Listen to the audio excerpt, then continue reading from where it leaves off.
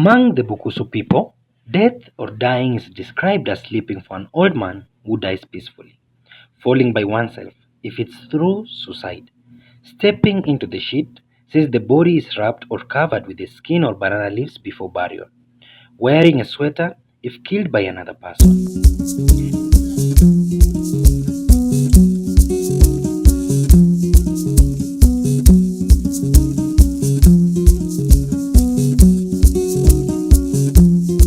Death among Bukusu people is a mystery. We have stories that try to explain the origin of death, but whenever it strikes, people are left with grief and sorrow.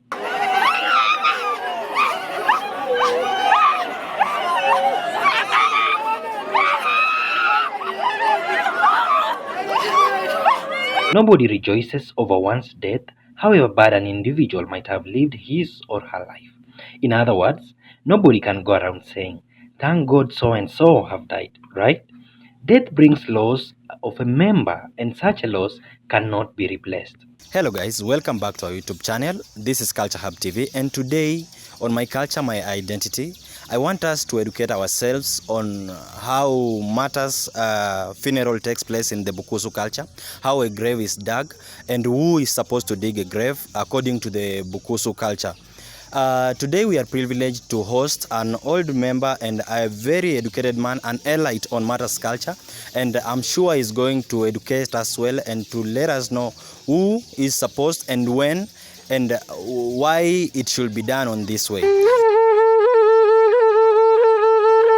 Causes of death vary from natural causes like old age to unnatural causes like magic, sorcery, and witchcraft, which are responsible for accidents, suicides, and many other calamities that may cost a life of a person.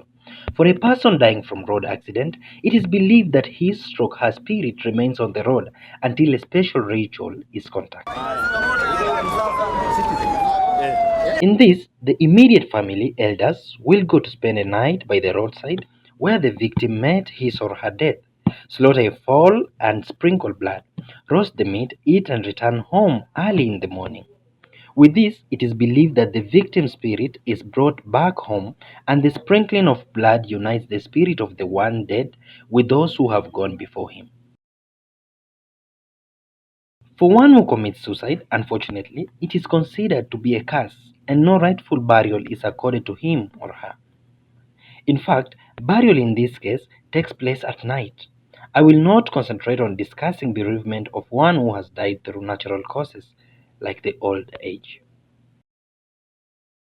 I will now concentrate on discussing bereavement of the one who has died through natural cause, like old age. When it seems fairly certain that death is coming, the sick man is placed in front or in the center of his major wife's house, and all the relatives are informed about the impending matter. Everyone is supposed to come, and those who don't come are suspected to have a hand in the cause of one's dying. Failing to come also shows disrespect for the dying man, and his or her spirit might later take revenge.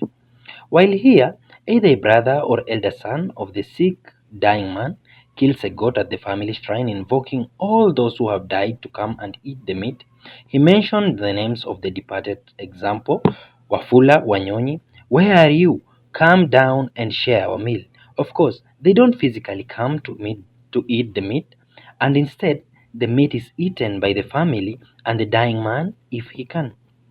This animal killed is considered as the final donation of the man to his living dead and the means of requesting them receive him peacefully. At this time, the dying man bids farewell and even apologizes for those offenses he might have committed and swears against the members of his family and relatives. If the person who used witchcraft against him eats the meat, it is believed that she will fall sick. The dying man also gives instruction concerning the distribution of his property, as all the people sit around him, silently waiting for him to die. As soon as he dies, the wife bursts out with wailing and is joined by the sons, daughters, and other men and women. For men, the crying is yay, yay, yay, and for women is woy, woy, woy. Women cry with their hands on back of their head, while men beat grasses and bushes with sticks and clubs. Normally, a man does not walk without a stick or a club in the hand. Men are considered as protectors of a family, and this stick or club function as a weapon you can use to protect. It is just symbolic. The body is laid outside a house on an animal skin and covered with it or banana leaves for 2 days before burial. The 2 days allows the man relatives to come from a far distance where they move in search of employments. Neighbors and relatives keep vigil at night, eating and drinking local beer. Some play musical instruments, others sing funeral dirges and dance. This is done partly to please the spirit of the dead person and partly to comfort the bereaved family.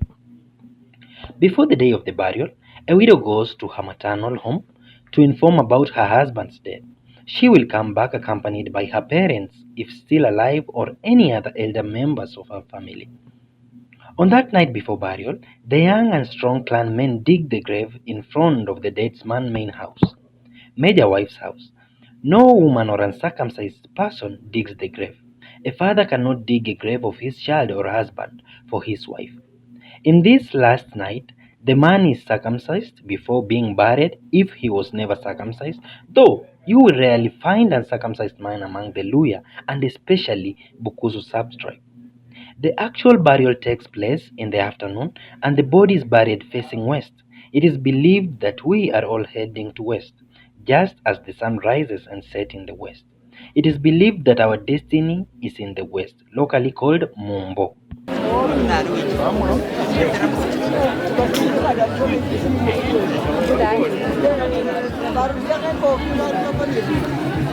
Death and funeral rites are a paradox among the Luya because even though the dying person is being cut off from human beings, there must be continuing ties between the living and the departed. A day after burial, the ceremony of cattle drive is performed. For this ceremony, cattle are gathered and decorated with grass. People paint their faces with white clay and wear war dresses of cow skin or leopard skin and bring spears, clubs, shields, and sticks.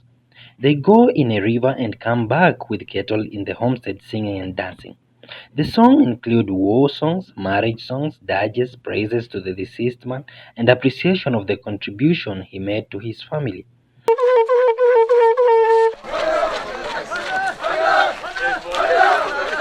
This ceremony is intended to drive away the spirit of the dead man, so that he does not linger around the homestead and cause misfortune.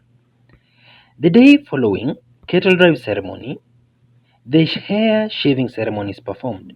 All those who came into contact with deceased man, either in his deathbed or during burial, are shaved. It is believed that his breath causes impurity and makes disease stick to the head of the one in contact with the body. It is believed that if you don't shave, you could have some chronic headaches. Shaving starts with the widow, then sons and daughters and other people. A fowl or goat is killed, and those taking part in the ceremony share in eating the meat, and then people may leave the homestead. On this final day, the family and close relatives share the clothes of the deceased man, and this symbolizes that he is not completely gone but still with us. Blanketi madada zake ndio wanaweza kuenda nayo kujifunika ama wachukuu. Lakini mtoto wake msichana hawezi kuichukua. Na sio blanketi peke yake, hata manguo zake sitachukuliwa na madada, ama ikiwa kama mwenye anamuita semeji anaweza faa, lakini mtoto wake msichana hawezi faa. Death and funeral rites are a paradox among the Luya because even though the dying person is being cut off from human beings, there must be continuing ties between the living and the departed. And even though relatives and neighbors come to bid farewell to the dying man and to mourn his departure, there is continuity through his children and through the rituals which unite the two worlds. The grave is a symbol of separation between the dead and the living, since in some cases it is turned into a shrine for living dead. It is converted into the meeting point between the two worlds. We visit there frequently to offer sacrifice, rituals, memorial services, and anything that can connect us with the living dead. I mention Mumbo as the destiny of our souls. However, we can only be welcomed to Mumbo by those who have gone before us if we live our lives well. If we live in sin, our spirit or souls will be rejected, from entering, and it will linger around until our family performs some cleansing rituals.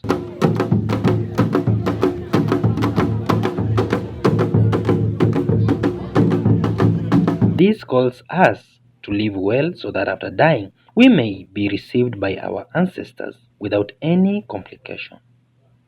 I am your host, Presenter Dante.